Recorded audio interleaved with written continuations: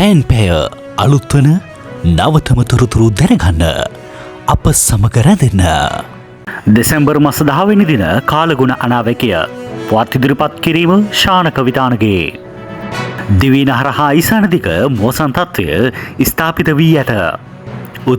උතුරු මැද නැගෙනහිර මධ්‍යම වයඹ සහ ඌව පළාත්වල විටින් විට වැසි හෝ ගිගුරුන් සහිත වැසි ඇතිවේ. උතුරු මැද පළාත්වලත් ශ්‍රීකුණාමලය දිස්ත්‍රික්කයේ ඇතැම් ස්ථානවලට මිලිමීටර් 75ට වැඩි තරමක තද වැසි ඇතිවේ.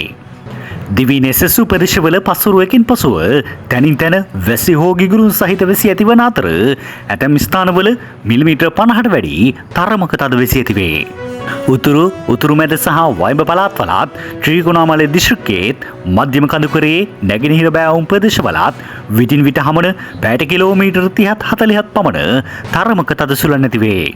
සබරගමුව මධ්‍යම සහ දකුණු පළාත්වල ඇතැම් ස්ථානවල අලුයම් කාලයේදී මීදුම් සහිත තත්ත්වයක් බලාපොරොත්තු වේ.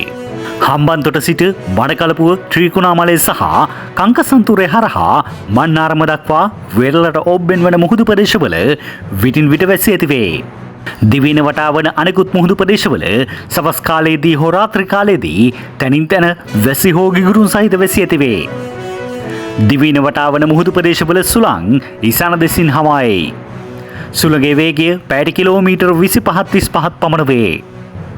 කළුතර සිට පුත්තලම සහ කංකසන්තුරේ හරහා ත්‍රිකුණාමලය දක්වා වෙරළට ඔබ්බෙන් වන මුහුදු ප්‍රදේශවල සුළඟේ වේගය විටින් විට පැයට කිලෝමීටර් 50 දක්වා ඉහළ යයි. කළුතර සිට පුත්තලම සහ කංකසන්තුරේ හරහා ත්‍රිකුණාමලය දක්වා වන මුහුදු ප්‍රදේශ විටින් විට තරමක් රළු වේ. දිවයින වටා වන සෙසු මුහුදු ප්‍රදේශ සාමාන්‍ය ස්වභාවයේ සිට මද වශයෙන් රළු වේ. ගිගුරුන් සහිත වැසි සමග ඇතිවිය හැකි තාවකාලික තද සුළං වලින් සහ අකුණු මගින් සිදුවන අනතුරු අවම කර ගැනීමට අවශ්‍ය පියවර ගන්නා ලෙස ජනතාවගෙන් කාලගුණික විද්‍යා දෙපාර්තමේන්තුව නිවේදනයක් නිකුත් කරමින් කරුණාවෙන් ඉල්ලා සිටිනු ලැබේ.